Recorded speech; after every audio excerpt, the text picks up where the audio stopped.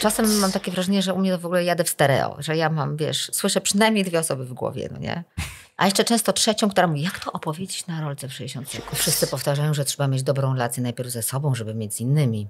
No nie, no tak to pięknie brzmi. Tak, tak. I też to bardzo blisko obok egoizmu jest.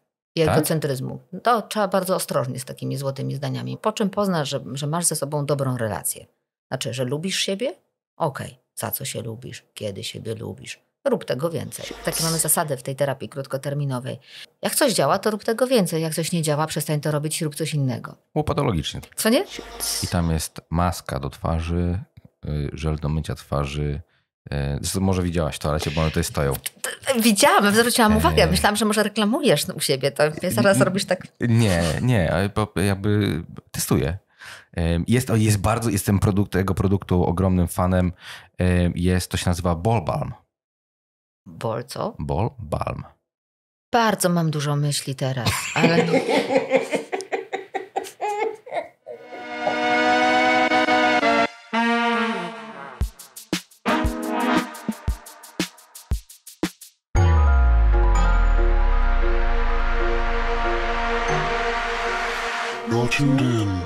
Pestka Podcast. Te ASMR-y. Bentley. Jakiś pędzelek taki. A ja nie mam paznokci, kurde. Ja też nie, ale można. Jest potencjał. Jest potencjał.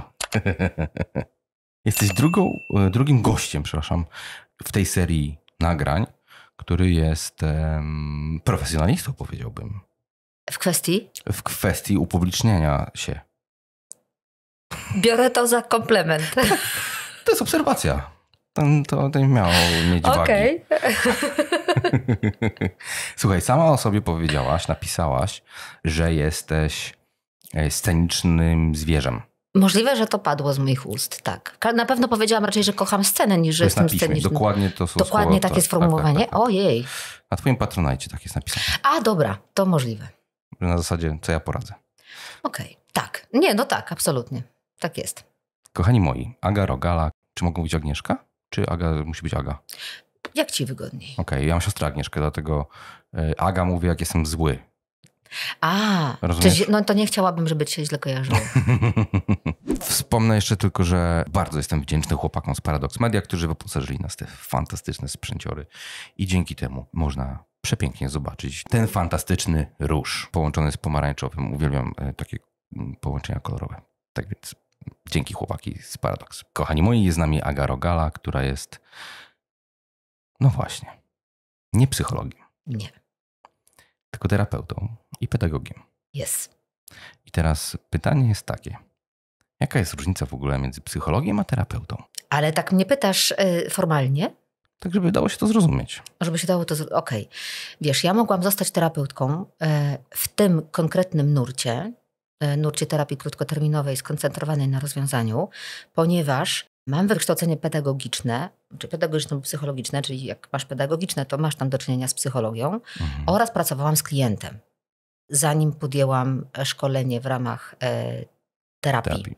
Tak, bo ja pracowałam bardzo dużo z rodzicami, prowadziłam kursy, konsultacje, warsztaty i tak dalej. I dzięki temu jakby miałam tą możliwość, żeby nie będąc psychologiem, móc mieć takie kwalifikacje, żeby być tą terapeutką. Psycholog? Nie wiem. Nie robiłam studiów psychologicznych. To jest taki trochę moje niespełnione, wiesz, nie wiem czy marzenie, ale takie miałam być psychologiem, ale nie poszłam na psychologię, zostałam pedagogiem. To jest taka historia, wiesz, long story short. Więc z tego co wiem, to jak będę teraz opowiadać, to wprowadzę pewnie w błąd. No nie? Wiem, że psychologowie robią jakieś terapie, ale jak to jest z uprawnieniami, z tego co wiem, to różnie bywa. W Polsce nie jest uregulowane prawo jeszcze dotyczące terapeuty, psychoterapeuty, psychologa. Co oni dokładnie mogą robić. No i póki tak jest, to trochę się tutaj pewnie wymieniamy, nie?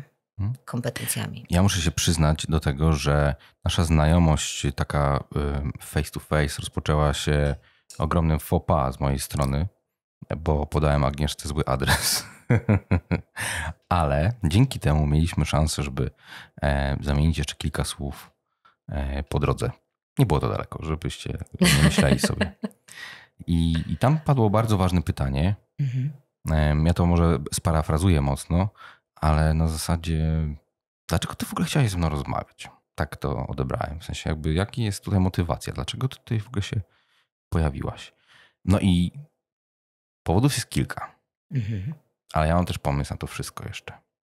Bo zakładam, że naszymi słuchaczami, odbiorcami są ludzie z branż kreatywnych albo w ogóle rozmawiamy o kreatywności. Tutaj to są rozmowy kreatywne.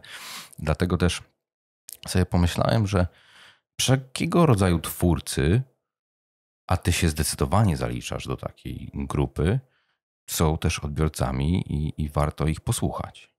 Bo zrobiłaś całkiem niezłą markę, wydaje mi się. Jakby ty jesteś takim, wiesz, bardzo kompletnym produktem i to nie ma być w żaden sposób, wiesz, ujmujące.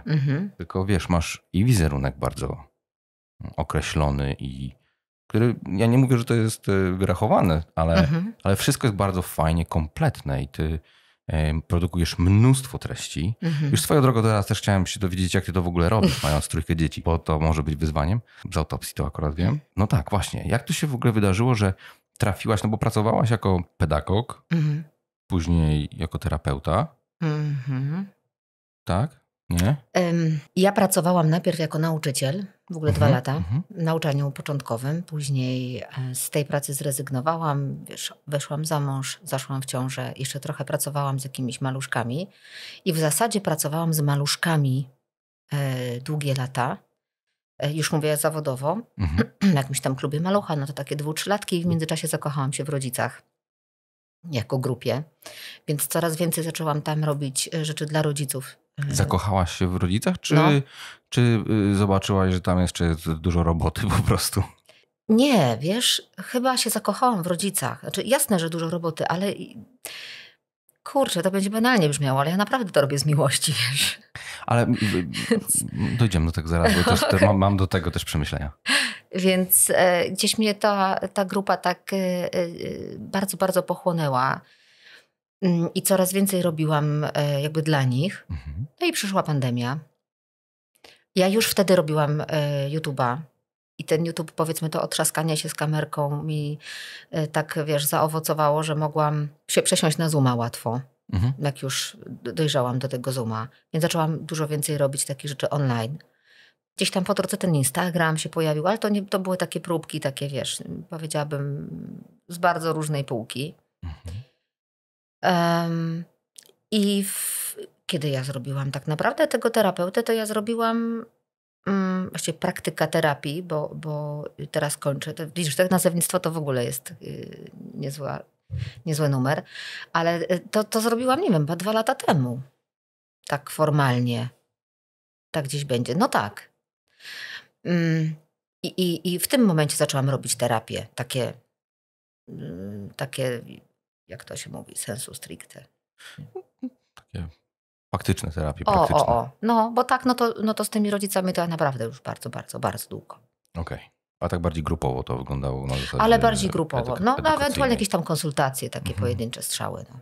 Czyli pandemia u ciebie to jakby pchnęła cię w to. Pandemia to u mnie akurat był ten... Wiesz, że tak jak z tymi podcastami u mnie.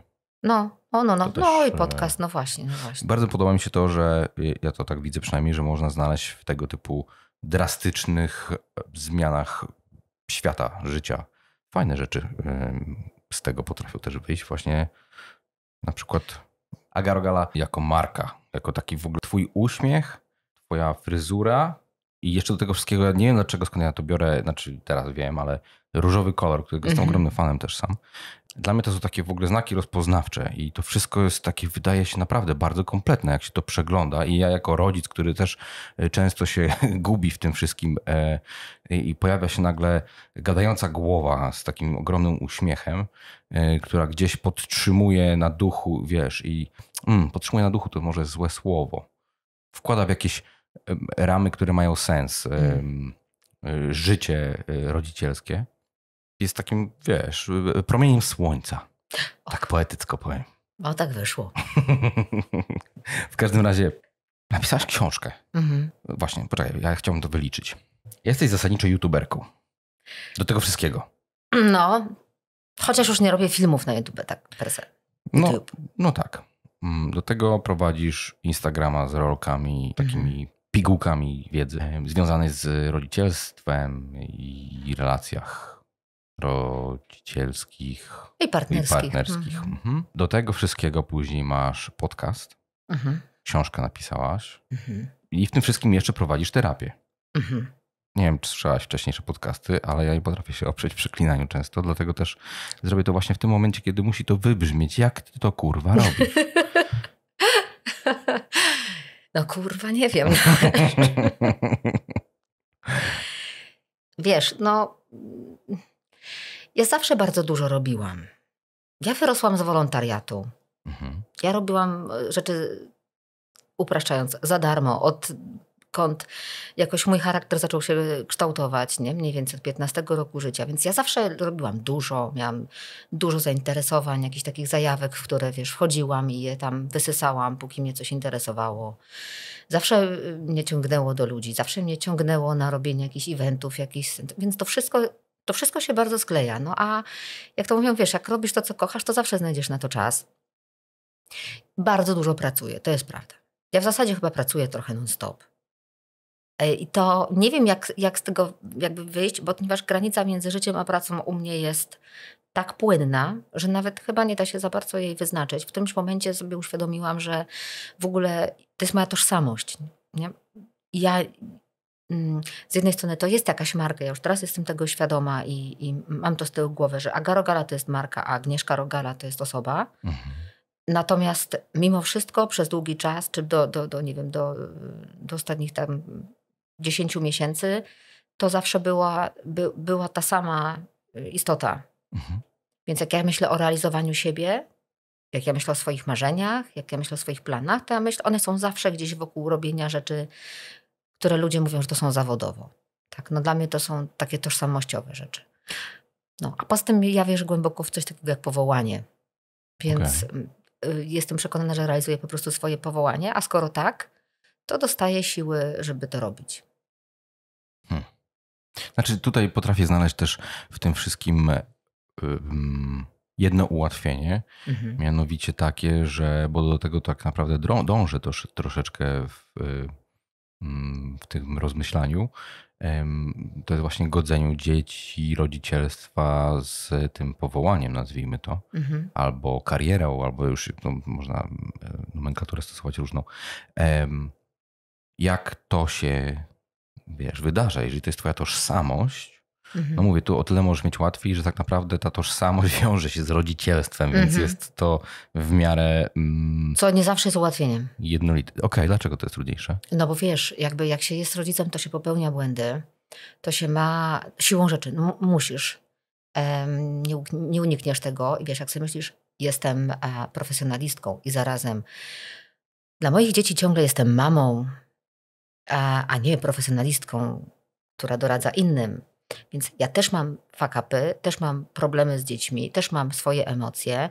Jak jesteś z kimś, wiesz, z kim jesteś krótko i na takich zawodowych czy profesjonalnych relacjach, to, no to dasz sobie na wstrzymanie, nie? Zachowasz spokój, nawet jak cię tam w środku gdzieś tam trzęsie, odreagujesz sobie później. Ale ja mam 15, wiesz, 15, 13, 7. No nie ma lekko. Bardzo mi się spodobało zaderżenie w głosie w pewnym momencie, które było takie totalnie autentyczne. No nie ma lekko, więc ja czasem musiałam sobie, wiesz, powiedzieć tak, no boli cię to, że jako profesjonalistka właśnie powiedziałaś to albo zrobiłaś to. No trudno, shit happens, nie? Ale potrafi to na ego wpłynąć, chociaż przez jakiś czas. Że nie dałam rady, a przecież nie, jak mogę innym ludziom. Tam od razu wychodzi krytyk, nie, i nadaje, że nie powinnaś w takim razie, czy nie powinnaś w takim razie robić tego, co robisz, skoro nie potrafisz. Zobacz, o tu są dowody. No, złożone to jest takie, ale no. Ale to jest wspaniałe. I to mówię jako rodzic. Dlatego, że ja w międzyczasie, ja mam co prawda małe dzieci, ja mam 3 i 5 lat. Plus mam jeszcze jedno dziecko, o którym chcę porozmawiać, ale to za chwilę. Okej. I w tym momencie moja partnerka, oglądając to, Właśnie zadrżała. upuszcza kawę na podłogę. Jakiś coming out? Nie ma coming outu. Nie. Okay. Zaraz do tego dojdziemy. Natomiast ja się nauczyłem tego, że często w ogóle w takich relacjach rodzicielskich i bardzo nie chciałbym, a wiem, że tak się i tak wydarzy, nie chciałbym, żeby ta rozmowa stała się moją terapią.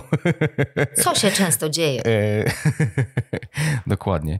Natomiast bardzo pomaga w takich rodzicielskich tematach sam fakt świadomości, że wcale rzeczy nie muszą być perfekcyjne i samo powiedzenie sobie, okej, to nie było idealne, co właśnie się wydarzyło, co zrobiłeś, zrobiłaś, czy jak to się potoczyło, jest totalnie wystarczające. A tego typu treści, które ty produkujesz, one są pewnego rodzaju właśnie takim głosem, mam wrażenie często, chociaż ja jeszcze nastolatków nie mam, więc to tam też dużo rzeczy jeszcze mnie nie dotyczy, ale gdzie można usłyszeć to taki, wiesz, ten głos za pleców, słuchaj, ale takie samo jest u mnie.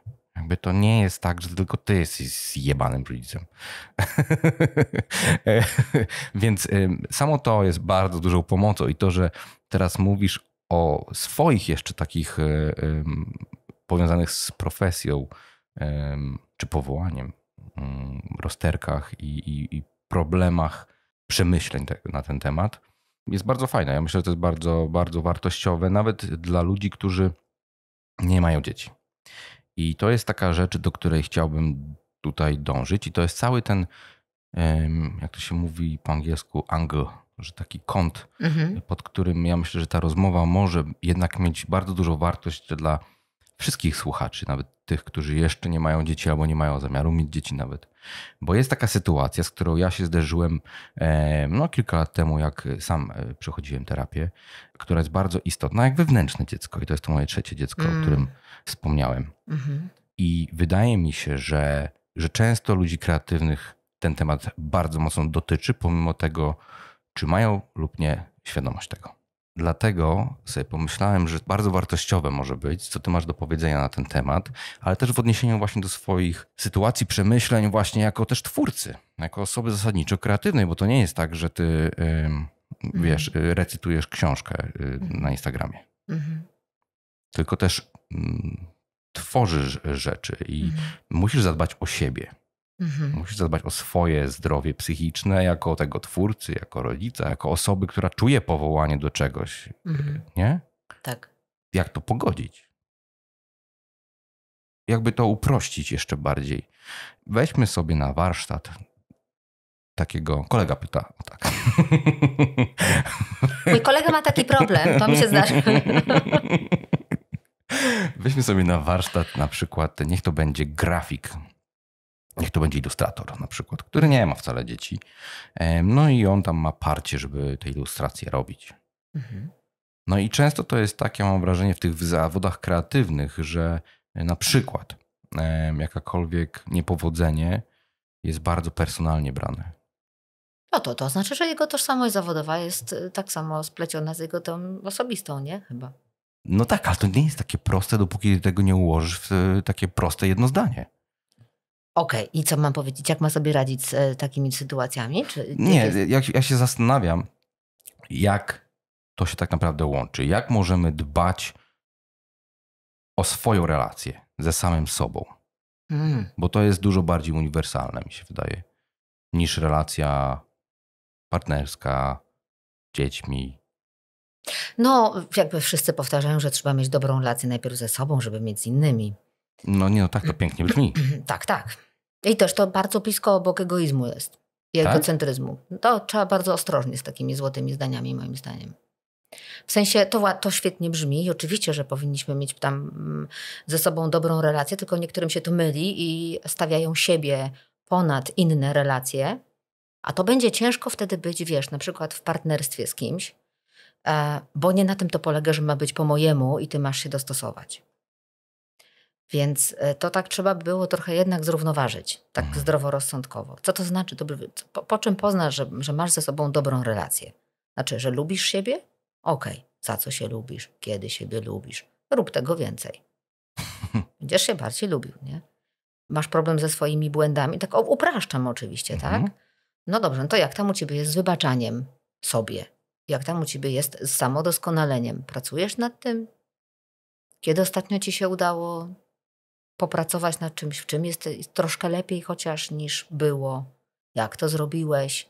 To są takie pytania, które sobie można pozadawać po to, żeby robić dobrą zmianę. Bo ta jedna z zasad, takie mamy zasady w tej terapii krótkoterminowej. Jak coś działa, to rób tego więcej. Jak coś nie działa, przestań to robić i rób coś innego. Było patologicznie. Co nie? Za to bardzo lubię ten naprawdę. Jest prosty. No, więc ja mam trochę mam taką obawę z tym, nie wiem jak już teraz, jaka to jest generacja teraz tych młodych ludzi, ale tych takich młodych, wiesz, teraz tych około 30-latków powiedzmy, że tam takie to ego na pierwszym miejscu, kurczę. Tak? Mam wrażenie, że to jest też tak promowane, że ten świat jest tak teraz robi, że ja, moja samorealizacja, samo, a potem się nie umie w relacje, a potem się nie umie w kompromisy, a potem się nie umie Kurczę, no trzeba trochę, wiesz, umieć, może nie tyle, że ustąpić, nie, że się, chociaż na przykład przy rodzicielstwie, sorry, ale czasem jest i poświęcenie, co nie? Więc siłą rzeczy, ale takie oddanie czegoś, bo coś innego, większego jest ważniejsze, albo cenniejsze, albo na teraz po prostu musi wziąć górę. I to nie będzie zawsze ja. Więc bardzo by mi się marzyła taka równowaga w takim ogarnianiu. Wiesz, jak mówisz o tym wewnętrznym dziecku, to jest w ogóle bardzo super, nie? Bo dzieci są, jak myślimy o dzieci, one są kreatywne, one się bawią, one są beztroskie i w ogóle bardzo dobrze. Pamiętajmy, że mamy w sobie taką cząstkę, fajnie by było, żeby ona się mogła też wybawić i być taka beztroska i tak dalej. Ale dziecko to jest też chcę, daj. Nie chcę, nie będę robić. Nie zmusisz mnie. Jak dopuszczamy ten kawałek swojego dziecka wewnętrznego do głosu, to się zaczynamy... może nie zaczynamy, to zaczynamy, wiesz, błądzić trochę, bo już jesteśmy dorośli.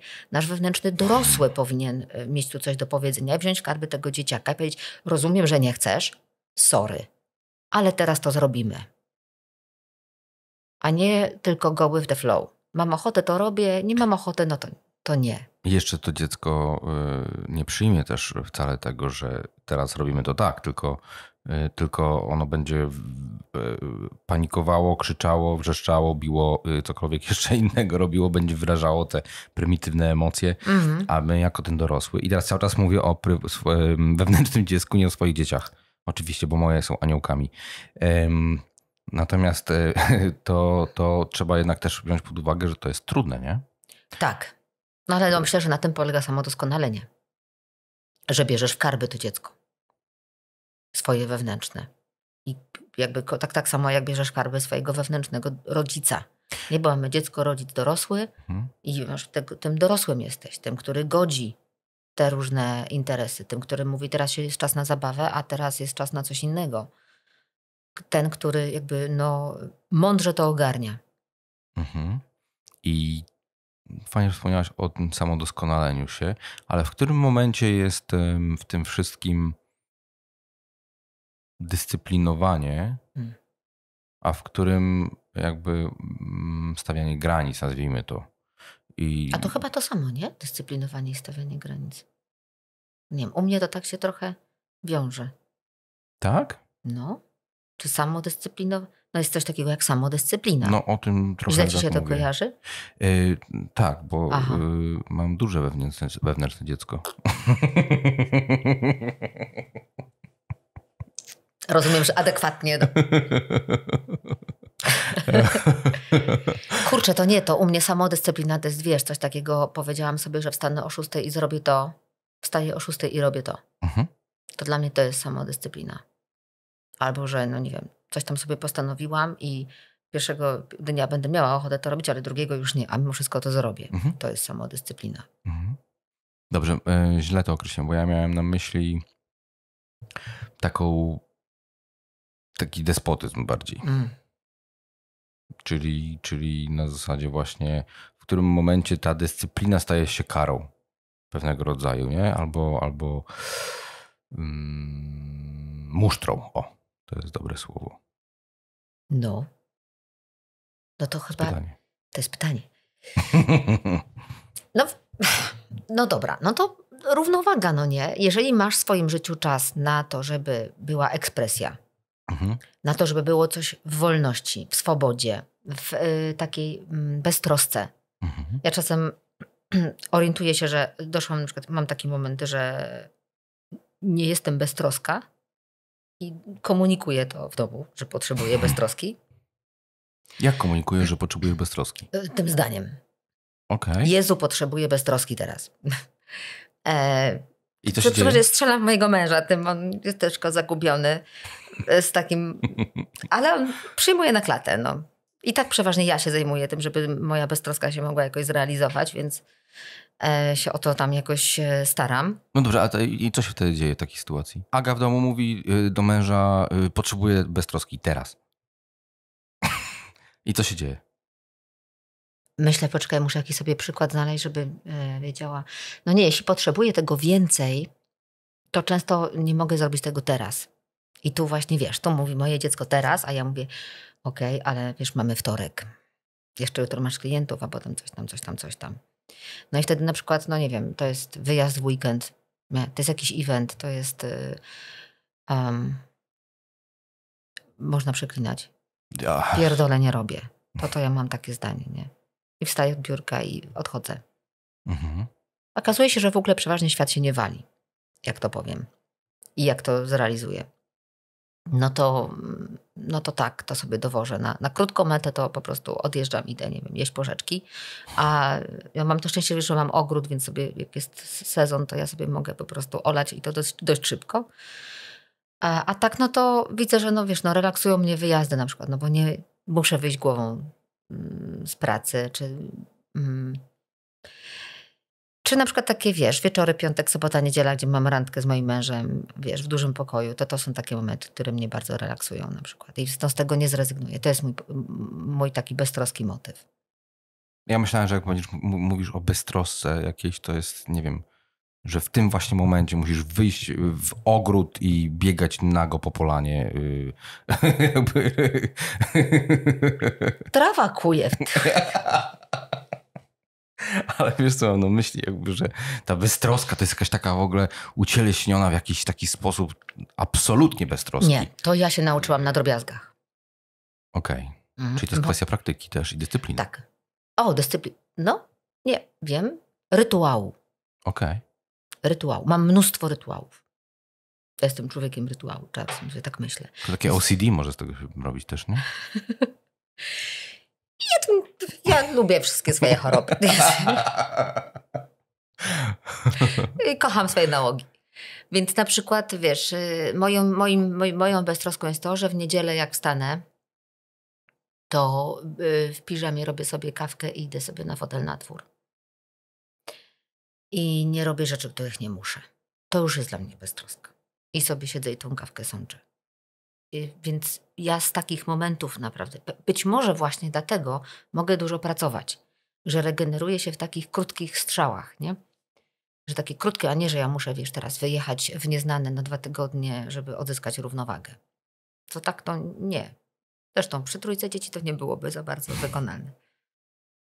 Ale przyznam ci szczerze, akurat tutaj na swoim przykładzie to określę. Ja mam właśnie takie coś, że ja lubię bardzo blokowe, takie intensywne momenty. Tak jak zresztą właśnie ten wyjazd, o którym ci teraz mówiłem, że przyjeżdżam do Warszawy, nagrywamy i ja wiem, że poniedziałek, jak już wrócę z Warszawy, bo jeszcze mam zdjęcia dodatkowo, tak dalej, wrócę w poniedziałek, to po prostu będę miał wolne.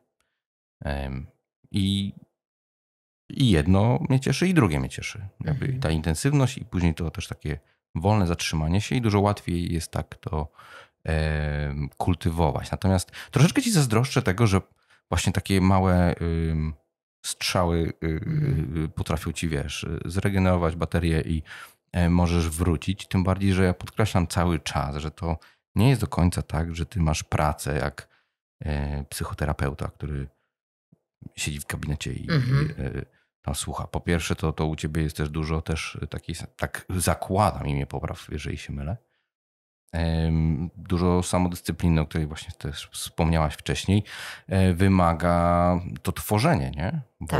Bo jak jesteś umówiona z pacjentem, klientem, no to okej, no to jakby wiadomo, no to jesteś umówiona na konkretną godzinę, to nie jest jakieś trudne do dotrzymania zobowiązanie, natomiast w momencie, kiedy piszesz książkę, no to już się, dzieci biegają i zakładam, ten nie może znaleźć skarpetek, a to potrzebuje, żeby ukroić mu chleba. No nie może to być łatwe. No nie jest, nie. Wiesz, autentycznie czasem to się zastanawiam w ogóle, jak to się dzieje. Nigdy o sobie nie myślałam jako o osobie zdyscyplinowanej. Ale faktycznie tak jest, że żeby to wszystko tak poogarniać, ja wiele razy na przykład robię, chociaż naprawdę nie mam teraz ochoty. Owszem, są momenty, kiedy mówię pierdolę, nie robię i odchodzę, ale częściej jeszcze wytrzymam, jeszcze zrobię. To musi być zrobione, nie? Umówiłam się albo z kimś, albo umówiłam się ze sobą, albo sorry, ale deadline już wisi nad głową. Może jestem zdeterminowana, wiesz? Może uparta? Chyba uparta to można o mnie powiedzieć. Jak się uprę, nie? To tak może być, że to z tego. I wtedy ta samodyscyplina jakoś. Żałuję, że nie mam, ćwiczeń. No, nie jestem, wiesz, zdyscyplinowana, tam jakieś aerobiki albo coś. To nie, w ogóle. Ale no jest to też jakaś forma dyscypliny. Ja sobie z tym radzę ostatnio w taki sposób, że po prostu mam trenera, z którym jestem umówiony na godzinę. I to rzeczywiście bardzo jest efektywne. No właśnie. I na koniec dnia to równie dobrze to mógłby być jakiś człowiek, który nie ma nic z treningiem wspólnego, tylko sam fakt, że jestem umówiony na godzinę 8 i muszę tam być. I po prostu jestem. Bo czuję się w obowiązku, wiesz, być, nie? Ale to akurat jeżeli chodzi o ćwiczenia. I mam taką nadzieję, że w końcu stanie się to rytuałem pewnego rodzaju właśnie i będę miał wewnętrzną potrzebę większą, że w końcu wyśrubuję to u siebie po prostu. A jeżeli mogę zapytać, czym zajmuje się twój mąż? Mój mąż jest odpowiedzialny za bezpieczeństwo sieci w dużym banku. Damn. No i teraz, now we talking. Takie, wiesz, 3 czy 4 ekrany komputera stoją. Mamy pracownię. To było takie moje marzenie, że będziemy mieli dom, to będziemy mieli pracownię. Więc jest jego biurko, moje biurko, no i on ma te wszystkie ekrany wokół siebie. Ja mam swoje książki. Matrix. Tak. I u niego spływa to wszystko, absolutnie nic nie mówi. Ale bardzo mi to imponuje. Nie zastanawiałem się po prostu nad tym w relacji do tego, czy on ma coś związanego, robi też właśnie z tematem, powiedzmy, umysłu. Tak bardzo nie, jak tylko można sobie wyobrazić. O, genialnie. Ale nie, no to poważna sprawa jest też jakby bezpieczeństwo banku. No dobrze, to już wiadomo, kogo hakować. Trzeba Agę hakować po prostu. Trzeba wejść przez żonę do męża. Tak? Nie, to nie padło. Dobrze, pozostawmy go anonimowym po prostu. Tak zróbmy. Nazwisko mam pomyślne. Nie Rogała. Możemy na niego mówić Neo. Możemy. Jak z Matrixa. O, przepięknie. Okej. Ja chciałem cię wypytać o tą książkę też. Bo przyznam się bez bicia, że jej nie czytałem. Ale bardziej mnie interesuje właśnie ten element procesu tworzenia książki. I to takiej, która jest z tego, co się doczytałem, takim pewnego rodzaju poradnikiem. Tak. O, no i tak, to już kończymy. Mówisz procesu twórczego? Dobrze wiem. Samego, wiesz, pisanie książki. Bo ja mam na przykład takie coś, że jak pracuję nad zdjęciami, nad pomysłem, to właśnie ta moja dyscyplina, której niekoniecznie lubię albo chcę, ona, wiem, jest najbardziej efektywna i ja muszę się zmusić do tego, że teraz siadasz i teraz o tym myślisz. To jest takie, to brzmi abstrakcyjnie, ale... Nie, to jest bardzo bliskie. To jest ten moment, kiedy w tym momencie teraz myślisz o tym. Nie? Tak. Ja w ogóle kocham te momenty, kiedy miałam tak więcej. Że mogłam usiąść i teraz sobie pomyśleć. Tak, na zadany temat. Ale z dziećmi to w ogóle ciężko jest. No tak, znaczy wiesz, jak nie miałam tej pracy tak jak teraz, to zwłaszcza wakacje, to był taki mój czas, kiedy ja myślałam o myśleniu, myślałam o robieniu, planowałam sobie, oczywiście plany brały w łeb, ale ja kocham planować, więc to mnie jakoś tam napędzało i się douczałam różnych rzeczy. Teraz mi jest ciężko wygospodarować taki czas w takiej ilości, jak miałam. Z tą książką to jest w ogóle, wiesz, taka historia, że ona miała nie być. W sensie miało być to, co teraz piszę. Jest. Bo najpierw zaczęłam umawiać z wydawnictwem na inną książkę i na chwilę przed podpisaniem umowy, właśnie umowa już była gotowa, ja tylko sobie tam ją sprawdzałam, no nie? I mówię, kurde, właściwie nie wiem jak ja to posklejałam, ale gdzieś, wiesz, słuchałam jakiegoś podcastu, nie wiem, kogoś po angielsku, jakiegoś twórcy, nie wiem, nawet nie przypomnę sobie kogo, nie? I ten gość tam opowiadał, że postanowił sobie, że będzie codziennie, że będzie założy bloga w tym czasie, kiedy zwłaszcza te blogi, wiesz, tam jeszcze były tak ultra popularne i że będzie pisał codziennie jeden wpis i to będzie taki jego rytuał, taka jego nauka pisania też.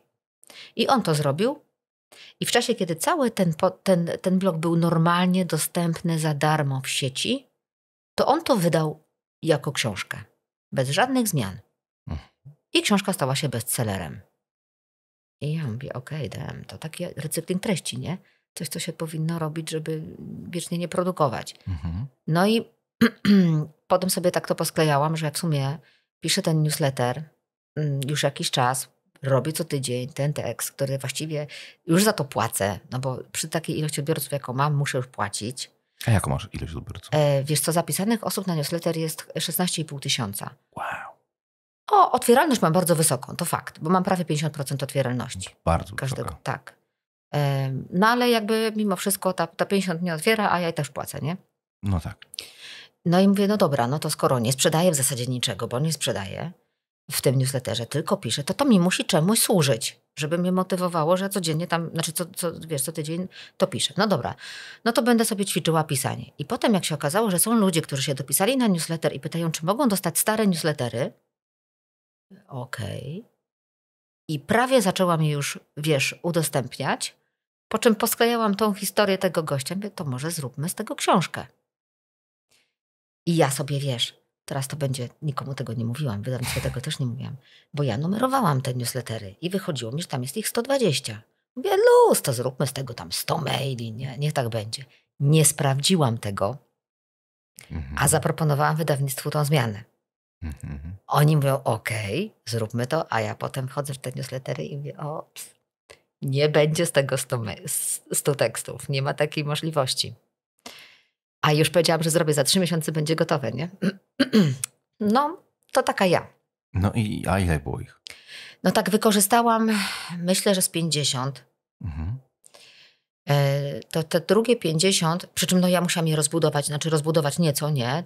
Gdzieś tam popracować. Taka przynajmniej godzina pracy nad jednym tekstem była. Przynajmniej. Jeśli to był tekst, który już był. Gdzieś tam ja kiedyś pisałam bloga, którego zdjęłam z sieci jakiś czas temu, więc miałam parę dobrych tekstów z wtedy, które wykorzystałam. Miałam coś w szufladach, co nie było opublikowane, a napisane, więc mogło to ujrzeć światło dzienne. No i ze 20 napisałam do książki. Także od dodatkowych. Zera. Czyli z 50 jest powiedzmy tam maili, nazwijmy to maili. Tak, no tych newsletterów tak były. Czy postów, które były wcześniej wydane w jakiś sposób, a do tego dopisałaś 20, czyli jest ich 70. Nie, jest w ogóle 100, bo to jest 100 maili do ciebie o rodzicielstwie i partnerstwie, tak. I to jest 100 tekstów. Okej. I one są takie felietonowe, w sensie takim, że możesz sobie przysiąść i przeczytać 2 i w ogóle zapomnieć o tym, co będzie dalej albo wcześniej było, czy... W zasadzie się nie wiążą. Znaczy poza tym, że tematyka jest jednak około ta rodzicielska czy około partnerska, czy takiego self-care trochę. Niektóre tam powiedzmy są teczko powiązane ze sobą minimalnie, ale ja je tak pisałam, wiesz, nie mamy dużo czasu, ja nie mam dużo czasu na czytanie, rodzice nie mają dużo czasu na czytanie, więc niech to będzie tak do kawy. Ja mam świra na punkcie kawy, więc takie w sam raz na jedno cappuccino, nie?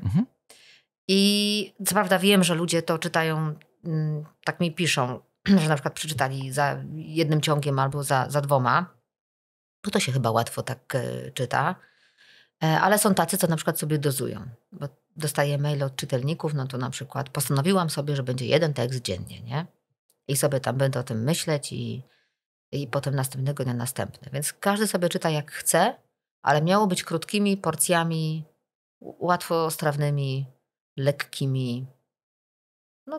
Tak jak piszę normalnie, tak pewnie też mówię mniej więcej.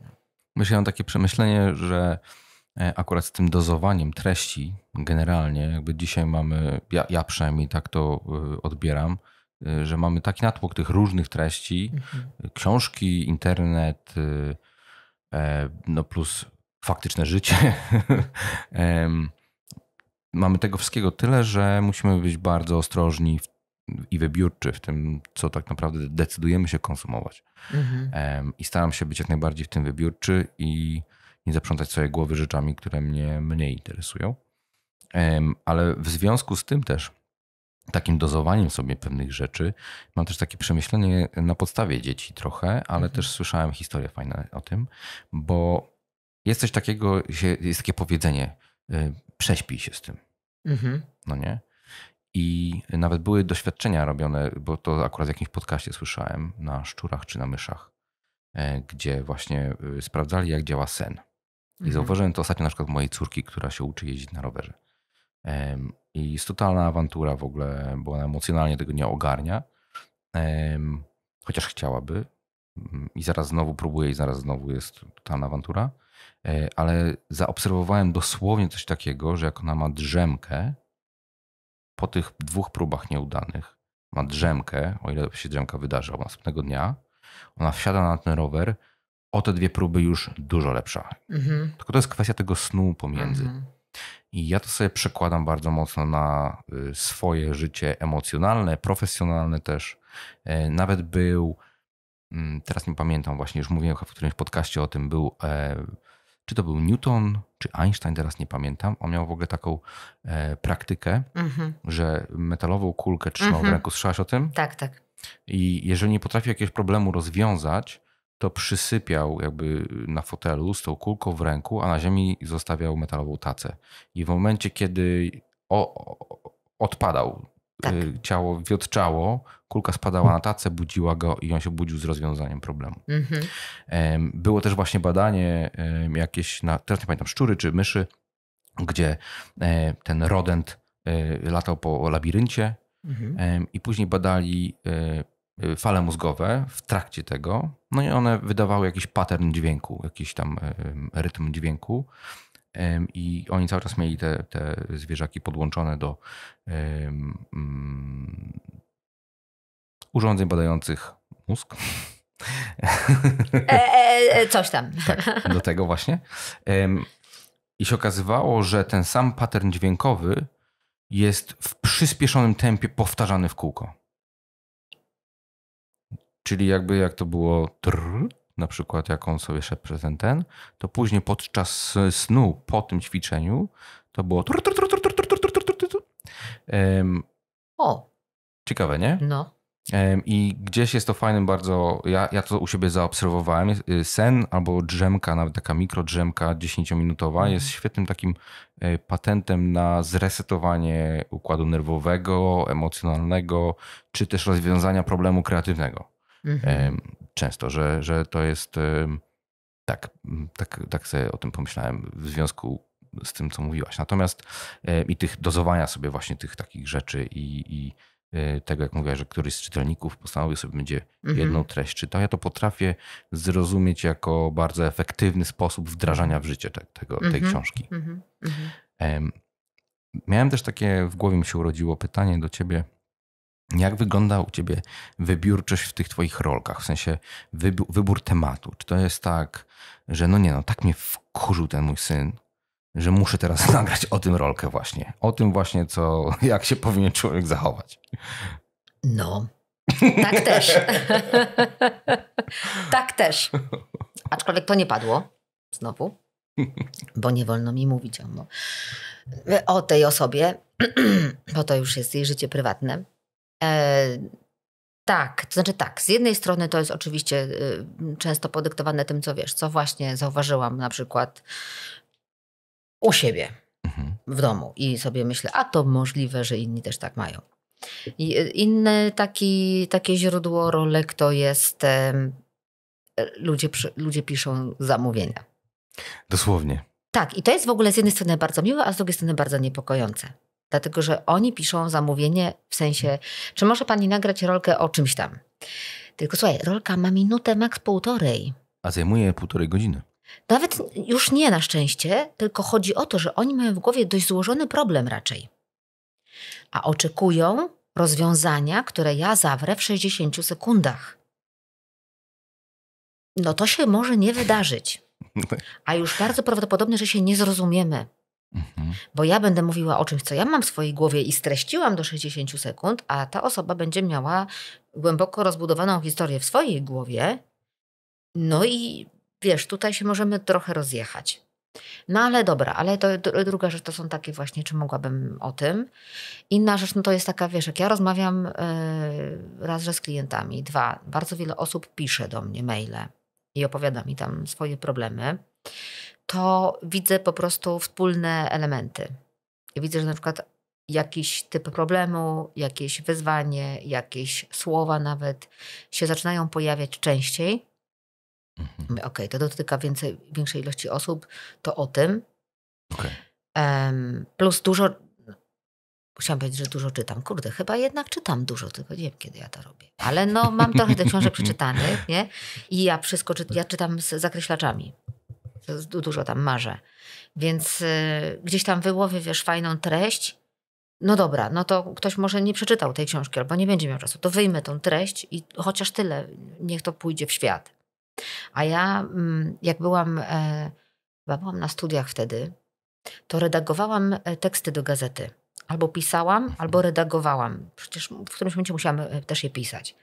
I już teraz jakby patrzę, o co tam chodziło. Generalnie musiałam się zmieścić w określonej formie ilości słów. Ja widzę, ile ja z tego teraz czerpię. Bo nie mam problemu, wiesz, z wycinaniem niepotrzebnych słów, już tak jak już tego YouTube'a robiłam i trzeba było napisać literki, no to wiesz, to już pierdoletów tam nie powiesz, bo będziesz musiał to napisać. To już nie robiłam zbędnych zdań, przynajmniej starałam się. Nie nagrywać niepotrzebnych zdań, żebym nie musiała potem tego pisać i poświęcać jeszcze bardzo dużo czasu.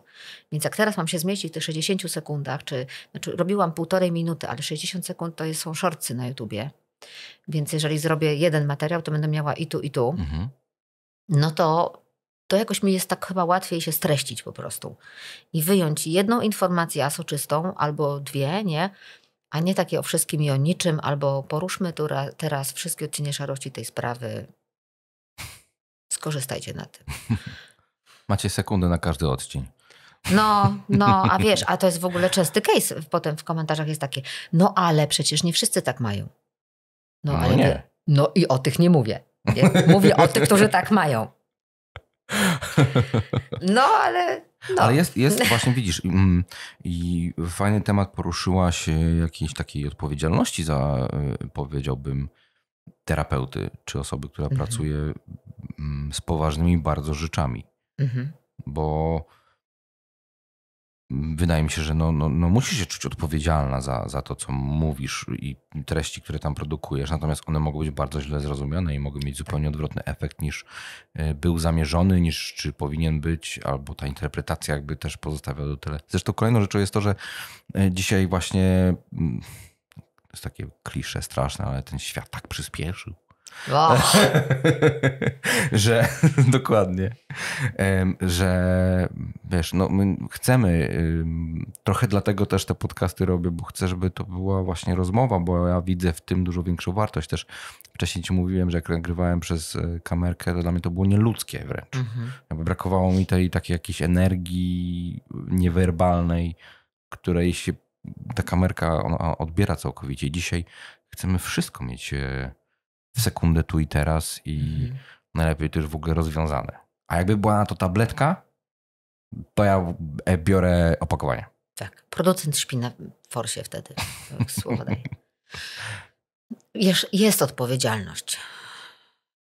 Tylko nie ma takiej opcji, żeby powiedzieć coś i mieć 100% pewności, że cię ludzie zrozumieli tak, jak to chciałeś powiedzieć. Przekonałam się boleśnie kilka razy o tym, że mi się wydawało, że już mówię, kurde, drukowanymi literami, a i tak ktoś to usłyszał inaczej, dorobił do tego znaczenia, że ja już przestałam, oczywiście, że cały czas myślę o tej odpowiedzialności, to jest jasne, natomiast przestałam wrzucać na siebie, wiesz, takie nadwyżkową odpowiedzialność. O, takie, dobra, na tyle, na ile jestem w stanie zrobić to jasnym przekazem. Robię. Tak?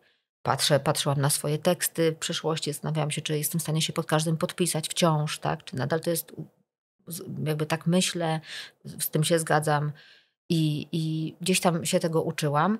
Muszę trochę z siebie zdjąć, ponieważ ludzie mi potrafią, mimo wszystko, że mam ogromne grono osób, które mnie dopingują, no są tacy, którzy po prostu potrafią mnie nieźle dowalić. A tak na emocjonalnym poziomie? W sensie moim emocjonalnym, że za pierwszym razem tak. Teraz już się nauczyłam trochę lepiej to znosić. Za pierwszym razem no to wiem, ile mnie to kosztowało w sensie kasy, bo wiem, ile zapłaciłam za gastrologa i leki. Bo żołądek wysiadł ze stresu. A pamiętasz, co to było? Możesz o tym opowiedzieć? Tak. To, wiesz, ja te rzeczy, które robię bardzo długo, ale mniej więcej 1,5 roku temu zimą wybuchło.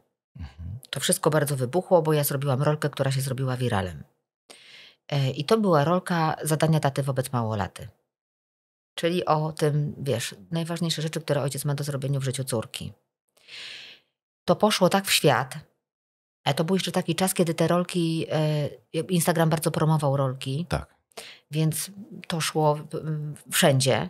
No po prostu naprawdę to było niewiarygodne, jaki był przyrost ludzi wtedy i jak to było udostępniane i to bardzo szło w świat.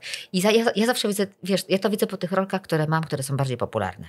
One zaczynają być popularne, w sensie dużo osób je tam klika, podsyła, udostępnia i tak dalej. I jeśli to trwa, to mniej więcej na 2., 3 dzień, czyli teoretycznie ten materiał już trochę nie żyje na Instagramie, nie powinien, ale jeśli jest popularny, to jeszcze tam więcej żyje. Zaczynają się odzywać, zaczynają się pojawiać komentarze sfrustrowanych facetów. I teraz bez obrazy, bo ja w ogóle kocham mężczyzn, kocham fakt, że mam dojście do, jakoś tak to mówię chyba, że dużo ojców odbiera chętnie moje treści i to jest moje spełnione marzenie w ogóle. Więc jakby nie traktuję tego już personalnie, że ci faceci, ale kurde, no tak, nawet nie babki, nawet faceci się plują. Faceci. I widzę, że tam już wiesz, 1, 2, 3 skomentował, napisał tam, że powinnam do kuchni wrócić albo coś. Uwielbiam. Tak. I ja mówię, już mu się wyświetliło na wallu, że on to skomentował, zaraz będą koledzy pisać, nie? I dokładnie tak to jest, no. I zaraz potem piszą koledzy. Tak, ja sobie tak opowiadam taką historię na rozładowanie, bo tam potem spływają takie potrafi niezłe szambo popłynąć. Tak, ale tak wulgarnie w ogóle... Potrafi być wulgarnie, tak. W którymś momencie było tak wulgarnie, że napisałam, że będę usuwała komentarze, które są wulgarne. Wyprodukowałam jakąś taką rolkę, do której komentarze zablokowałam. Nawet już teraz nie pamiętam. Nie chciałam usuwać tego materiału, bo wielu osobom robiło dobrze. Natomiast dobrą robotę. Natomiast szło takie szambo, że wyłączyłam komentarze. Wiesz, nie chciałam też dużo komentarzy usuwać, bo się bałam, że z kolei algorytm tego nie pokocha i zacznie mnie wycinać, skoro ja wycinam. Tego nie chciałam, więc się musiałam troszeczkę, że tak powiem, poświęcić. No i za tamten stres zimowy zapłaciłam cenę żołądkiem. to fakt, bo ja sobie tak, wiesz, w ogóle czytałam te komentarze. Ja już teraz się nauczyłam, że ja nie czytam komentarzy, większości. No ale wtedy jeszcze tak, jakoś tak, wiesz, tak bardzo chciałam, ale my się nie rozumiemy. Ja ci to wytłumaczę. To jest w ogóle błąd myślenia. Nie, w ogóle nie. Dyskusje internetowe to nie są dyskusje. Nam się to wyobraża tylko jako dyskusja. Tam jest naparzanka. Ja ci powiem swoje, musisz mi przytaknąć, ta druga strona powie swoje, musisz mi przytaknąć. Tam nie ma wymiany zdań w zasadzie. Albo takiego, że się możemy jeszcze przekonać nawzajem. Nie, w dodatku stosujemy skróty myślowe, bo to są, ile ci się chce pisać, bez przesady, komu się chce to czytać. Więc siłą rzeczy to jest takie uproszczenie, że to w ogóle nie jest to, co się ma na myśli.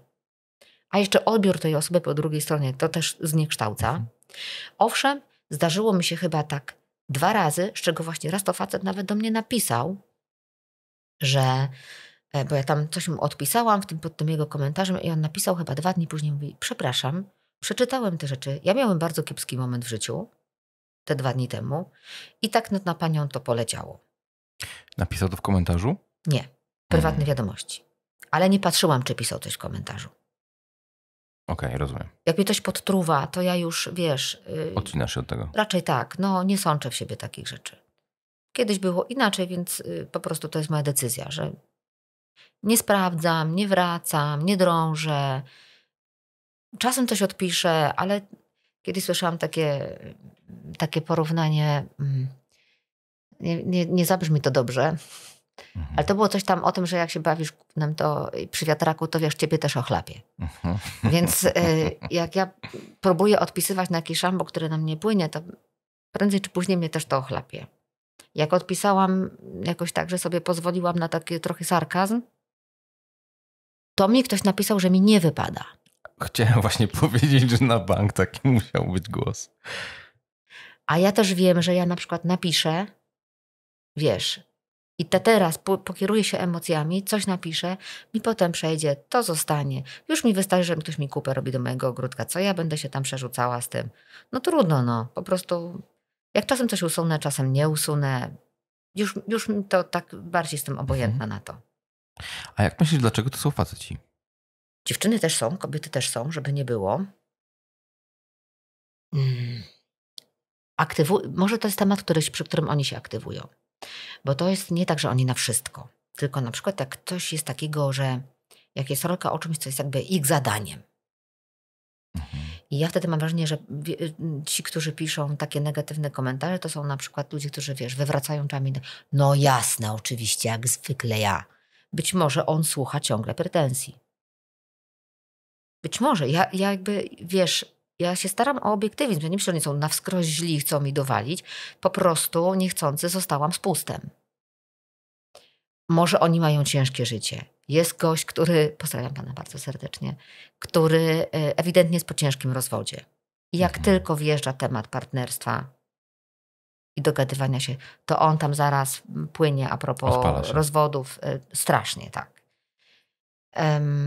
Więc część w ogóle z tych mężczyzn, jeśli wjeżdża partnerstwo, to ja widzę, o dobra, ten ma pewnie rozwód, a ten jest już a ten... To jest straszne. No to jestem spustem. Współczuję im, naprawdę im współczuję. Rozumiem to. Nie jesteś w stanie przewidzieć wszystkich sytuacji prywatnych każdej osoby. No nie, dlatego też nie będę odpowiadać na to, wiesz. No. Rozumiem to, ale bardzo, bardzo mi się podoba, że poruszyłaś ten motyw mężczyzny, bo mam tak na przykład kolega pyta. Ale fakt faktem. Mówię tutaj o znajomych, którzy... No bo tak się zastanawiam, czy znam jakieś dziewczyny, które wzięły rozwód. Znaczy znam, ale bardziej z mężem mam kontakt po prostu. Więc znam więcej facetów, którzy są po rozwodzie. I właśnie temat dzieci to jest taka bardzo wrażliwa rzecz i mi się trudno w tym odnaleźć, bo nawet nie chcę się stawiać w ich, szczerze mówiąc, sytuacji, bo wiadomo, bo nie chcę mieć takich rozterek. Natomiast jest taki troszeczkę, powiedziałbym, kontrowersyjny nurt, mam wrażenie, czy movement, czy jak tokolwiek można nazwać, przeciwko temu, że kobieta z założenia jest tą, która opiekuje się dziećmi i że ten mężczyzna później czuje się odrzucony, powiedzmy, z tego rodzicielstwa w pewien sposób. Jakie jest twoje przemyślenie w tym temacie? Jestem bardzo ciekaw. I kompletnie nie planowałem o tym rozmawiać, to po prostu teraz wyszło tak... Myślę, że musimy sobie sprecyzować, o jakim wieku mówimy. Mężczyzny czy dzieci? Mężczyzny. Niech to będzie w okolicach mojego, czyli zaraz przed 40. Okej. Zaraz przed 40. Bo to jest jeszcze taki... I jakie to ma znaczenie? Wiesz, jak takie ma znaczenie, że ja już, jak mi się zdarza rozmawiać z rodzicami, takimi młodymi z miast, to już teraz jest trochę inny taki trend. Jest więcej takich mężczyzn, którzy nie tylko chcą współpracy, współwychowywania, być takiej, ale nawet nie chcą, żeby to było, że to jest jakiś taki ewenement, że oni to robią. Bo to jest też dla nich takie degradujące, że to jest jakiś cud od Boga, że oni się angażują. Nie, to jest, jak mi tak właśnie powiedział, pamiętam, że to jest normalne, że ja to robię i ja nie chcę, żeby było, że patrz, jaki dobry ojciec. Tak, albo tylko no jestem rodzicem, więc to robię. To ma być normalne, a nie traktowane w kategoriach jakiegoś fikołka. Ale ja jestem po 40, tuż po 40 i widzę, że jeszcze ten wiek to jest jeszcze bardzo wiele rodzin, w których no jednak tak wyszło, że to ona z tymi dziećmi więcej, tak wyszło, że to on więcej w tej pracy. Ci starsi to już w ogóle, to przeważnie tak jest, nie? No i potem z tego są kryzysy w związku. Muszą być, bo ta guma kiedyś musi w drugą stronę strzelić. Z tego są potem te sytuacje, w których no ona z tymi dziećmi zostaje. Kiedy to nie jest takie oczywiste, jak się rozstają, nie? Jak jest rozwód. No to jest takie oczywiste, że te dzieci z nią. Na co się faceci zrzymają. A czy powinno być? Pewnie nie powinno być. No w życiu nie ma rzeczy oczywistych. Okay. To jest takie trudne, bo to jest jakieś uogólnienie, wiesz, to jest jakieś uogólnienie. Tak, no, troszeczkę tak, bo są bardzo konkretne, specyficzne przykłady. Zakładam, no właśnie, tak? no. Tylko, że no niestety tak funkcjonuje społeczeństwo trochę, no i kultura jakaś pewnego rodzaju. Ja się odnoszę tutaj konkretnie nawet do człowieka, z którym miałem rozmowę też w podcaście i tu mówię o Forinie, czyli takim bardzo dobrym, znanym grafiku, ilustratorze, który zrobił serię plakatów. I teraz nie pamiętam, nie chcę, sorry Grzesiek za kaleczenie tutaj konceptu, natomiast to było coś w stylu Tata Bankomat. To jest hasło mężczyzn często tak. Tylko, że to było troszeczkę albo bardziej wyrafinowany sposób, nie? Zrobione. Natomiast właśnie chodziło, to nawet ma nazwę, ja teraz nie pamiętam dokładnie, bo nie przewidywałem, że będziemy rozmawiać na ten temat. Natomiast tam było hasło w stylu ojcostwo, że chodziło o odrzucenie właśnie z roli rodzica generalnie i później ale to w przypadku rodziców, którzy nie są razem. I właśnie to, że on zrobił taką serię takich plakatów i to była jakaś taka akcja, powiedzmy, społeczna, nazwijmy to, przez jakąś fundację, zakładam, też prowadzona. Zweryfikuję to i w opis naszej rozmowy wrzucę, żeby można było sobie to zobaczyć, bo nie wiem, uważam, że to jest świetne graficznie i jakby artystycznie też od tej strony, ale dlatego o tym wszystkim wspomniałem, bo przyszło mi to do głowy i powiedziałaś o tych facetach, a przyznam ci szczerze też, że jako rodzic, czyli jednak robimy terapię Maciej Peska, jako rodzic, szczególnie właśnie w dobie internetu i takich hasełek i takich pigułek różnego rodzaju, twoje na przykład są dla mnie bardzo pomocne w wielu rzeczach, chociaż niekoniecznie się zgadzam z każdą i niekoniecznie każdą przyjmuję z łatwością, o tak bym powiedział, bo to jest tak trochę... Wcale nie chciałem tego kurwa usłyszeć. No. Przepraszam. To tak zabrzmiało. Ojej. Dobrze. Ale to jest chyba dobre właśnie. To mi się wydaje, że to jest bardzo dobre.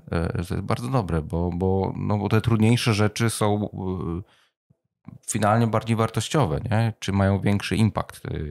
Ale mam też takie odczucie, że to wszystko, ta cała modyfikacja społeczna roli ojca albo mężczyzny bardziej, przez to też jak świat się zmienił, tak? No bo umówmy się, 100 lat temu to była walka o przetrwanie bardziej i w jakimś stopniu z tego wynikało to, że to chłop szedł na pole, a nie koniecznie kobieta, inaczej. Nie? Troszkę się tam zakręciłeś. Że z tym polem? No. No wiesz, nie czytałam Chłopek, ale z tego co wiem, to tam jest napisane, że ciężko orały w życiu.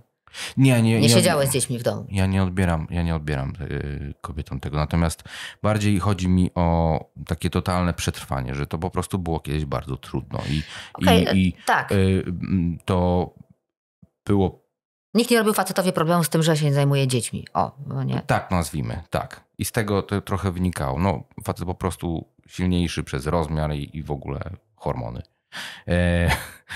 Teoretycznie.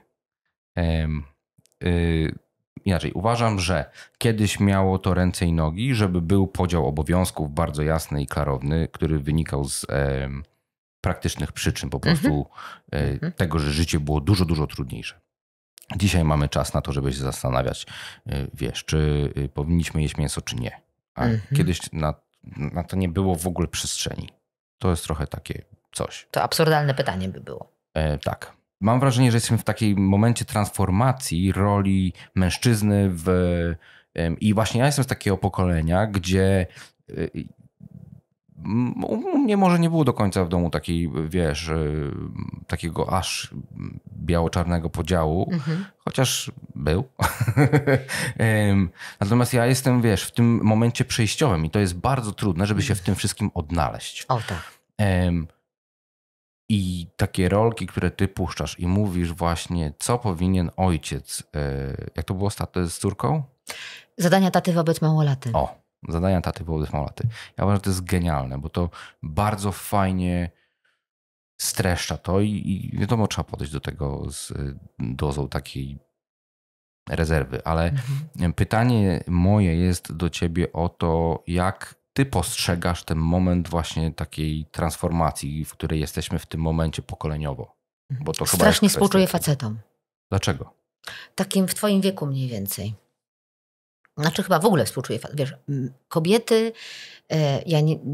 to nie będzie jakaś taka super analiza społeczna jakaś, no ale takie rzeczy typu, wiesz, warsztaty odnajdywania siebie, odkrywania siebie, swoich tam mocnych stron i odszukiwania sensu w życiu i takie tam, to taki, od już ładnego czasu, to jest taki kobiecy biznes, który się ładnie rozwija i naprawdę duża ilość kobiet w taki lub inny sposób gdzieś uczestniczyła w takich działaniach, czyta książki i tak dalej i my już od dawna jako kobiety pracujemy nad sobą w tym zakresie.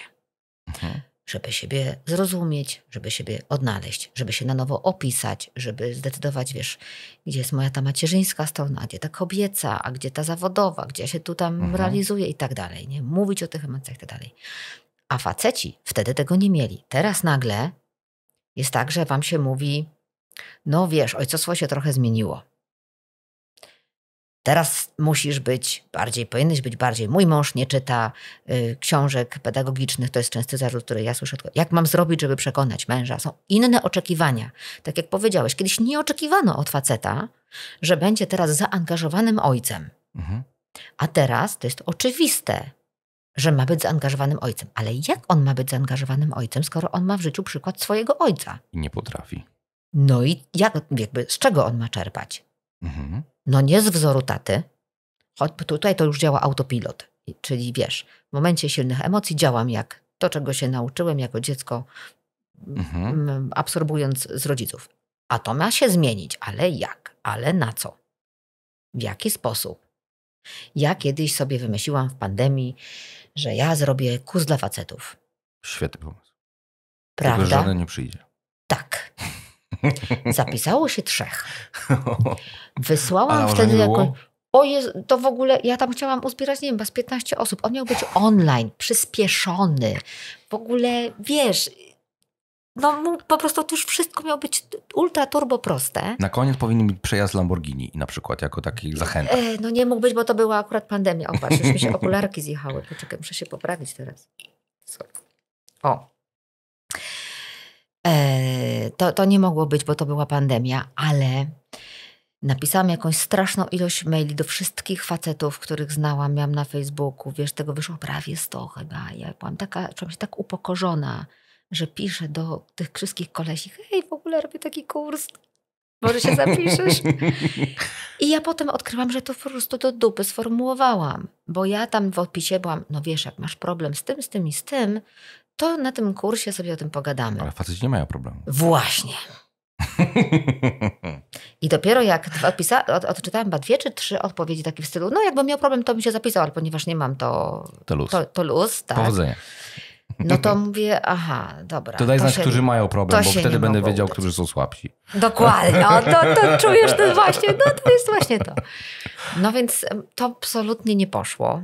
To nie wyszło. Ja później dostałam iluminacji we śnie, a propos snów, miałam, jak ty powiedziałeś, dlatego, że ja kocham bardzo w jungowskiej tej analizie podświadomości.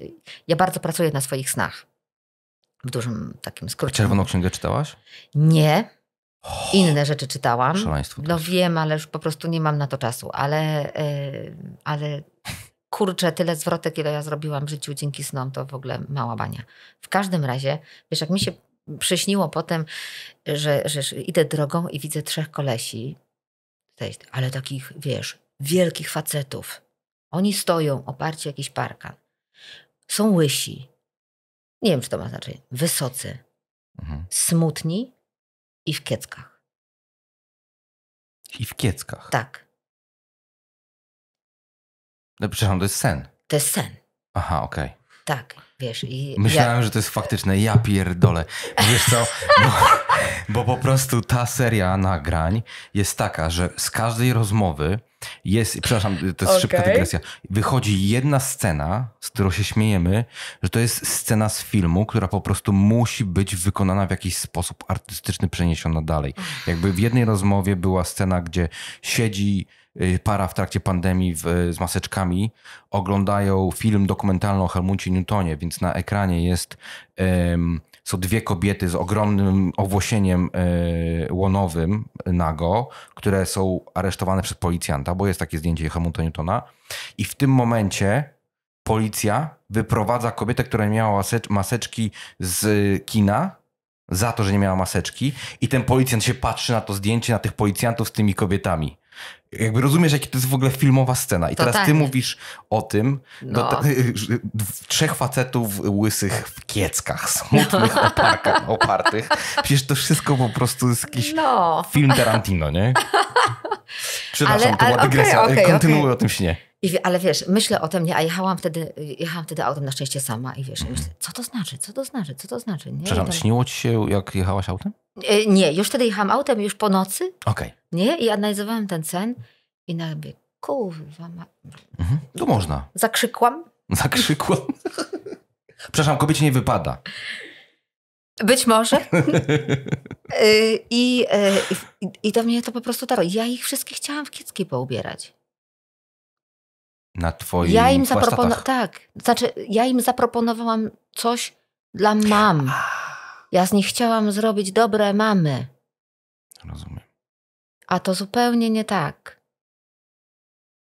I mówię, dobra, to ja jeszcze nie wiem jak. Całkiem nie chciałam z tego zrezygnować. Ja długi czas ze sobą walczyłam, czy ja powinnam, wiesz, w komunikacji takiej, tej na social media na przykład, adresować do kobiet, nie? W sensie, że poszłaś tam, zrobiłaś. No bo zasadniczo te teksty takie parentingowe, czy takie te treści, to jednak są w odbiorze kobiet przede wszystkim. Czy one są odbiorczyniami. Zauważ, tak że robisz było. to tak, że ja robię jedno to, i drugie. Tak, Poszłeś, tak, poszłaś, tak, mówisz tak, przeważnie. Tak. Wręcz poszedłeś. O, no właśnie. I to było moje... Mamy drugiego miotka. moje celowe... W sensie moja decyzja, żeby tak nie było, bo ja nie chcę gadać tylko do kobiet, być może jeszcze nie umiem gadać do mężczyzn, ale nie chcę ich z tego wykluczać. Wezmą, co wezmą. Nie wiem, jak to ma być. Ja mam, myślę, duże zrozumienie do facetów wobec mężczyzn. Zdarza mi się, że dostanę po głowie na przykład, że ich rozgrzeszam albo że ich usprawiedliwiam. To się zdarza, tak. Gdzieś tam albo w jakimś poście, albo w jakimś podcaście. Ale nie poświęcajmy temu nawet uwagi. Po prostu zawsze tak będzie, jak ktoś ma prywatną swoją historię na myśli, a odnosi się do tego, co ja powiedziałam jakoś tam ogólnie. No więc takie miałam, że tak powiem, marzenie, że to jednak będzie jakoś tam trafiało do obu płci. No i jesteśmy po latach, od tamtego czasu, kilku. No i okazuje się, że tak jest. Dostaję maile od mężczyzn, nie? Opowiadają mi o swoich tych historiach, albo dziękują za podcast, albo dziękują za rolki. To facet jeden mnie przycisnął i mówi, niechże pani tego Patronite'a założy, bo ja nie mam jak pani tutaj podziękować. To to właśnie, dlatego się tak zawahałam też przy tych rozwodach, jak ty powiedziałeś, jak co powiedziałam, że tak to generalizowanie mnie troszkę tak trochę odstręcza, to jest trudne, bo będziemy uogólniać, bo ostatnio mi właśnie jeden ojciec tak napisał, że nareszcie nie dewaluuje ojców rozwodowych. Tak przynajmniej to zrozumiałam z tego, co on tam wywnioskował. I nie mówię, że to jest jakaś gorsza kategoria rodzica. A często jest tak, że możesz robić ile wlezie, a i tak wyższa instancja w postaci matki będzie niezadowolona na przykład. No są takie układy. A rozwód jest zawsze po obu stronach fuck-upem, nie tylko po jednej. No i dlatego być może, nie wiem, do jakiej puenty miałam dojść tym przydługim wywodem. Ale mówiłaś tak, o tych warsztatach, że te te warsztaty, no właśnie, że te treści, tak. No i dlatego ja się kieruję do tych dwóch grup, to znaczy i do kobiet, i do mężczyzn. Co prawda masa kobiet ma oczekiwania, że ja coś przetłumaczę ich mężom, tak jak one by chciały. A to jest takie, że one czują, że ty jesteś po jej stronie wtedy po prostu. Nie? Jakby się najwyraźniej. Wiesz, to ja znam bardzo dużo ludzkich historii. Nie jest mi z nimi lekko. No właśnie, jak to jest nosić to? Już myślałam, że mam to ogarnięte. Myślałam, że sobie to ogarnęłam po czymś takim jak przed pandemią. Miałam poprowadzić szkołę dla rodziców, taki kurs, 10 spotkań po 3 godziny. I ja podpisałam umowę na ten kurs i było napisane w tej umowie, bo to tam było z jakichś tam, funduszy, coś tam. Rodzice dzieci w pieczy zastępczej. I ja myślałam, że ja będę pracowała z rodzicami, którzy mają dzieci wzięte do pieczy zastępczej, czyli odebrane rodzicom biologicznym, umieszczony w pieczy zastępczej, czyli u innych rodziców albo w tych tam rodzinnych domach dziecka i tak dalej. A się okazało, że część mojej grupy to byli rodzice, którym dzieciom, którzy stracili dzieci na rzecz pieczy zastępczej. Fuck. Yes, my dear. Tak właśnie było. I tak ja prowadziłam ten kurs u Salezjanek, akurat tam, ja z nimi też bardzo dużo pracowałam jako wolontariusz swego czasu. No i 18 zaczynaliśmy spotkanie o granicach, o emocjach, o takich różnych rzeczach. Oni, wiadomo było, żeby mówili trochę swoich też historii takich dziecięcych. Spotkanie się kończyło o 20. Ja się z nimi żegnałam, oni szli po kurtkę. Ja szłam na górę, gdzie wiedziałam, że już tam nikogo w tej kaplicy ciemnej małej nie będzie. I ja prawie się kładłam na podłodze, bo ja nie miałam energii, żeby wstać. Ja byłam absolutnym trupem po tych spotkaniach. W sensie jestem bardzo wdzięczna za to doświadczenie, ale to było bardzo trudne doświadczenie. Słuchanie tych historii i mi się wydawało, że ja jak przeszłam przez tę próbę słuchania ich, przetworzenia tego i nie zabierania do domu, że ja nie kminiłam w domu, nie przerabiałam tych scenariuszy jakoś, że to jest... To ja się nauczyłam dystansować. Chyba nie do końca tak jest, bo tak jak... Ja mam taką pracę, z jednej strony na przykład mam kilka takich historii, z którymi pracuję, gdzie ja myślę o nich. Czy ja na pewno dobrze robię, czy mogłam zrobić coś inaczej. Albo, że nie mogę ruszyć, po prostu widzę, co tam nie działa, ale nie mogę już tego bardziej łopatologicznie pokazać i nie chcę jakby zadziałać, jak taki, zdarty silnik samochodu, nie? Że nie odpali, nie chcę tam odpalić pomiędzy tą parą, dajmy na to. A wydaje się, że to jest prosta sprawa. Gdyby tylko to i gdyby tylko to zaczęło działać i wtedy No ale jakoś to nie chcę. Przeżywam te historie, ludzie piszą, opowiadają o swoim życiu, zanim zapytają, hej, chcesz usłyszeć? Więc, czytam to i trochę noszę. I przez to, że nie jestem w stanie pomóc wszystkim, nawet czasowo, nawet jakbym pracowała 24 na dobę, nie ogarnęłabym wszystkich zapytań o spotkanie, to ja muszę odmawiać. I ciągle ktoś od ciebie chce czegoś, prosi. Podają zdania pod tytułem jest pani ostatnią szansą. Albo pani, albo nikt. Jak pani nie, to już nikt. I i musisz powiedzieć nie. To jest bardzo dla mnie trudne. Ja przestałam oglądać wiadomości, bo się za bardzo przejmowałam, nie? Swego czasu. W sensie dziennik jakikolwiek, bo przeżywałam strasznie. Ja tak samo zrobiłem. No właśnie. Więc teraz dostaję to po prostu tak. Aczkolwiek na przykład nie chciałabym, żeby teraz jak to mówię, to na przykład ludzie przestali pisać. Nie chciałabym tego. Dlatego, że to jest tak samo przekleństwo jak błogosławieństwo po prostu w moim życiu, nie? Tyle samo jest dla mnie trudu z tego, ile poczucia, że ale ja mam dostęp do tych historii. Ja mogę lepiej zrozumieć człowieka. Ja mogę jakoś odpowiedzieć, jeśli nie pracując 1 na 1, to może w podcaście to powiem, a może w rolce to powiem, a może faktycznie to gdzieś tam to pchnie.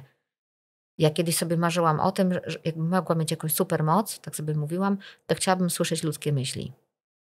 Boże, to byłoby straszne. Znaczy ja to mam. Słyszysz ludzkie myśli? Z jednej strony trochę tak, bo mi ludzie je mówią, chociaż to oczywiście nie jest 1 do 1. Z drugiej strony dziś mam taki dodatkowy zmysł chyba, którym równocześnie, nie wiem, odczytuję pewne sygnały z tonu głosu, z oddechu, z czegoś. Widzę, że mi ktoś buja na przykład, nie? Albo widzę, że załatwia właśnie jakąś swoją prywatną sprawę tutaj, albo że coś. Czasem mam takie wrażenie, że u mnie to w ogóle jadę w stereo, że ja mam, słyszę przynajmniej 2 osoby w głowie, nie? A jeszcze często trzecią, która mówi, jak to opowiedzieć na rolce w 60 sekund? To w ogóle ultra często. To już zboczenie. Dlatego ja mówię, że cały czas pracuję, nie? Bo ja cały czas kminię, jak to powiedzieć, żeby to było, wartością dla kogoś. Jakiś użytek, żeby z tego był. Ja mojej partnerce tłumaczyłem już kilka razy właśnie to, że u mnie też podobnie działają takie rzeczy, szczególnie jeżeli to jest właśnie generalnie po prostu tak mam, ale jeżeli chodzi o takie kreatywne właśnie tematy szczególnie, to albo nawet czasami to się sprowadza do takich banalnych rzeczy właśnie codziennych. Na zasadzie mówię dziecku załóż kalosze.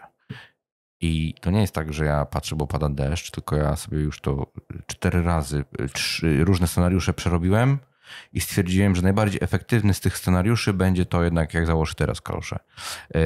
A to też jest często w kreatywnych tematach, że ja tam właśnie jestem, pakuję rzeczy do zmywarki i sobie myślę, dobrze, to nie, tutaj weźmiemy żółte tło, a tutaj takie światło, a tu coś, a tu coś, a tu coś. Nie, tak nie zadziała, wróć i to jest przerabianie tego i wydaje mi się, że to podobny jest mechanizm. Bardzo. Pod prysznicem tak nie masz? Pod prysznicem? No. A masz czas na prysznic? Ja dlatego nie biorę kąpieli. Na prysznic. Boże, ja wymyśliłam dobrych treści pod prysznicem. Fakt. Autentycznie bardzo dużo pomysłów. Jeszcze w toalecie też zdarza się. A mogę coś powiedzieć o tej toalecie? No mów. No bo wiesz, czego zaczęliśmy? Zaczęliśmy od ojców. Dlatego tośmy odpłynęli teraz. Dlatego odpłynęliśmy, bo ojca gadaliśmy, nieważne. Nie, przecież no wiesz. No i tam, że ci współcześni mężczyźni, że ja tam współczuję. Tak. Jedna pani do mnie napisała po ostatnim newsletterze, który był tam właśnie o ojcostwie i coś. I mówi tak, ona, Agnieszka, weź coś wymyśl takiego, żeby to było takie zjadliwe, że to było ultra turbo, krótko, proste, żeby mój mąż to łyknął w kiblu. Bo on, w sensie może nie użyła słowa łyknął, ale chociaż żeby to w kiblu się udało, bo on tylko w kiblu tam ogląda takie rzeczy, jakiś mem, wiesz, albo 3 obrazki, wiesz, mało, kuźwa, 60 sekund robię i to jest już za długo, no weź. Jakiś mem do kibla wychowawczy. To jest degeneracja w ogóle społeczna, że tak się myśli o mężczyznach. Słuchajcie, musimy to sprościć do 3. Miałem rozmowę zresztą wczoraj z producentem, inaczej, kreatorem marki kosmetyków dla mężczyzn. I tam jest maska do twarzy, żel do mycia twarzy. Zresztą może widziałaś w toalecie, bo one tutaj stoją. Widziałam, zwróciłam uwagę. Myślałam, że może reklamujesz u siebie. To zaraz robisz tak. Nie, jakby testuję. Jestem tego produktu ogromnym fanem. To się nazywa Ball Balm. Ball co? Ball Balm. Ale że ball czyli jak krem do wora. Czyli jednak to, co pomyślałam, to faktycznie. Tak.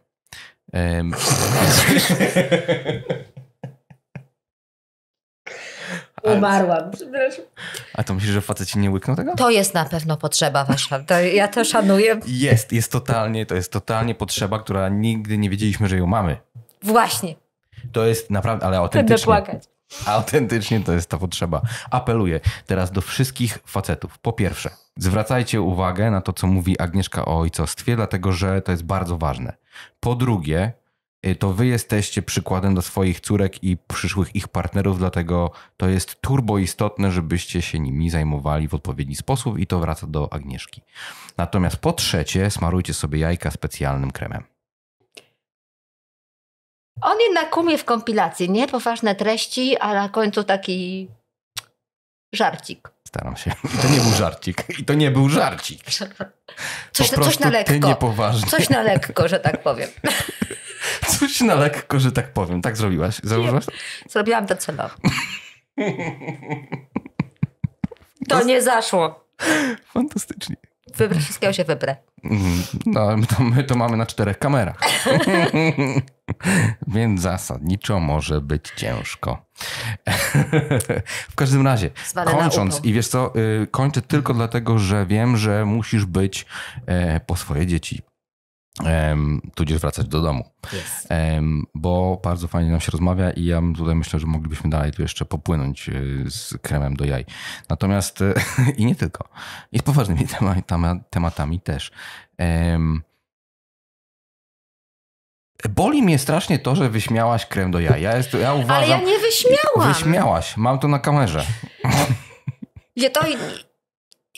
Zastanawiam się, jak to... Ja ciągle, Posłuchaj, jak mi udowodnisz, że tego potrzebujesz. Dobra, to ja się tego nie udowodnię, bo myślę, że Neo mógłby być nie do końca zadowolony. Myślę, że moja Ewelina też mogłaby się sprzeciwiać generalnie koncepcji dowodowej. Natomiast... A więc wierzę ci na słowo. Nie, to ja ci już tłumaczę, o co chodzi. Najprostszy przykład to są sportowcy. Kolarze, ultramaratończycy i tak dalej, gdzie po prostu ciało się obciera. Tak. Zwyczajnie. I to jest specjalny krem, który pomaga temu, żeby się nie obcierało, nie bolało, a że to jest nasz najwspanialszy klejnot męski, to trzeba o niego zadbać. Wystarczy? Tak. Czy nie? Bardzo mam dużo myśli teraz, ale...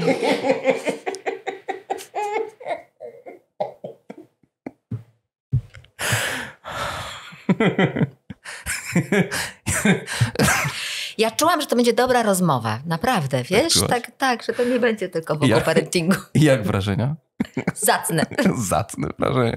Ja na sam koniec chciałem się ciebie zapytać i tak naprawdę zaapelować w jakiś sposób, a jednocześnie wyrazić swoją aprobatę i fakt, że kibicuję. No bo twoim treściom w ogóle kibicuję, ale wracam do tego kursu, warsztatów, czy jak tokolwiek nazwałaś, dla mężczyzn i apeluję o to, żeby to się wydarzyło w końcu w jakiś sposób, tylko żebyś miała tą siłę, chęć i potrzebę czuła też wewnętrzną jednak, żeby to sformułować w taki sposób, żeby facet to mógł zrozumieć i żeby to miało efekt. No znaczy efekt taki, że w ogóle wezmą udział bardziej niż koniecznie już później nad efektem nie masz na to wpływu. Ale ja myślę, że to jest bardzo potrzebne i tu mówię za siebie. Nie tylko za siebie, bo mam kolegów, którzy są w bardzo podobnym wieku i też są młodymi rodzicami, nazwijmy, w sensie mają małe dzieci jeszcze.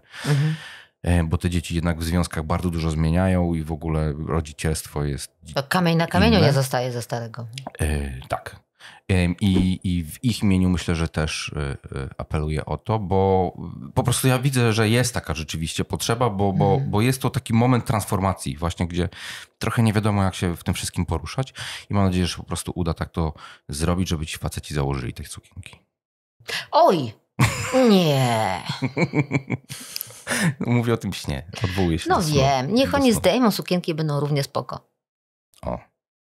Czyli koksy bez sukienek też są spoko.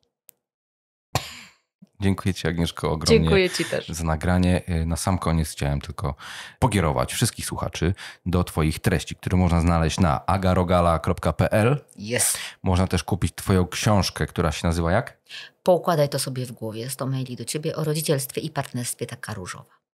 Tak. I polecam, żebyście sprawdzili te treści nie tylko jeżeli jesteście rodzicami, bo myślę, że jeżeli ktoś jest emocjonalnie ze sobą w kontakcie, to też dużo treści dla siebie z tego, czy wartości wyciągnie. No i oczywiście YouTube Agarogala. No, na Spotify, nie? Podcast, który jest. Podcast. Do wszystkiego wrzucimy linki w opisie odcinka. Dziękuję ci serdecznie. Ja również. Pestka Podcast.